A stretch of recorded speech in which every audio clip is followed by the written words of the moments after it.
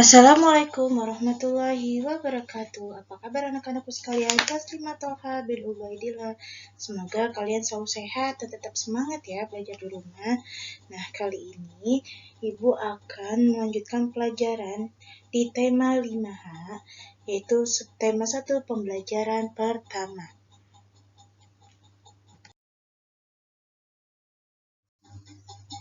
Baik anak-anak, di sini ada tujuan pembelajarannya. Yang pertama, siswa diharapkan dapat menjelaskan pentingnya siklus air bagi makhluk hidup. Yang kedua, siswa diharapkan dapat mengidentifikasi urutan peristiwa dalam teks non-fiksi. Baik, bisa kalian buka ya anak-anak di halaman 2 dan 3. Di sini menjelaskan pentingnya siklus air bagi makhluk hidup pada pelajaran IPA.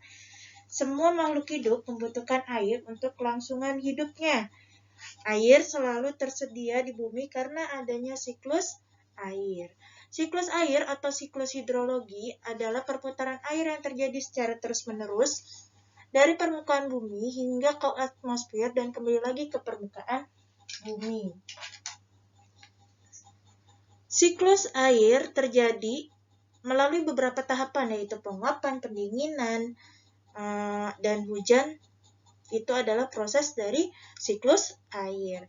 Nah, tahapan siklus air ini bermanfaat bagi manusia, yaitu hujan ya. Hujan yang kita rasakan itu ada manfaatnya juga ya untuk kita ya. Kalau tidak ada hujan, biasanya kita di musim kemarau kita akan kekeringan. Nah, manfaat terjadinya siklus air bagi kehidupan dapat diuraikan sebagai berikut.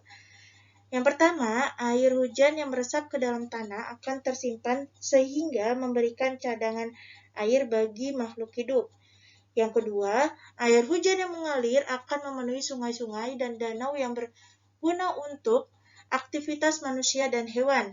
Yang ketiga, air di dalam tanah akan diserap tumbuhan untuk proses fotosintesis.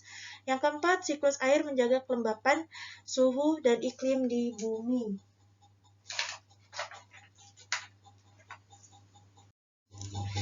Selanjutnya di halaman 4, di sini ada penjelasan tentang mengidentifikasi urutan peristiwa dalam teks non-fiksi pada pelajaran bahasa Indonesia.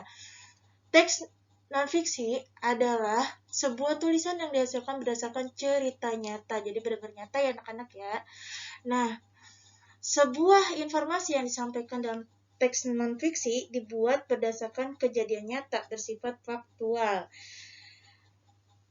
Contoh teks non-fiksi yaitu esai, biografi, teks jurnalisme, tulisan sejarah, dan karya ilmiah. Untuk memahami proses peristiwa yang terjadi dalam teks fiksi, hal yang perlu dilakukan adalah membaca dengan seksama. Dengan membaca dengan seksama teks non-fiksi, kamu dapat memahami keseluruhan isi teks sehingga mengetahui cerita sebenarnya yang terjadi.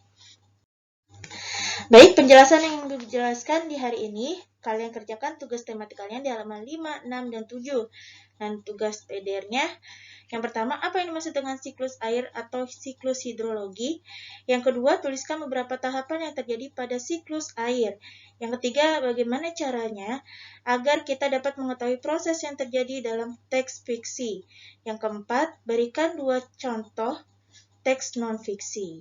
Akhir kata, mohon maaf apabila ada kesalahan dari Ibu dalam penyampaian Ibu, mohon dimaafkan ya anak-anak. Akhir kata, wabillahi taufiq wal hidayah. Wassalamualaikum warahmatullahi wabarakatuh.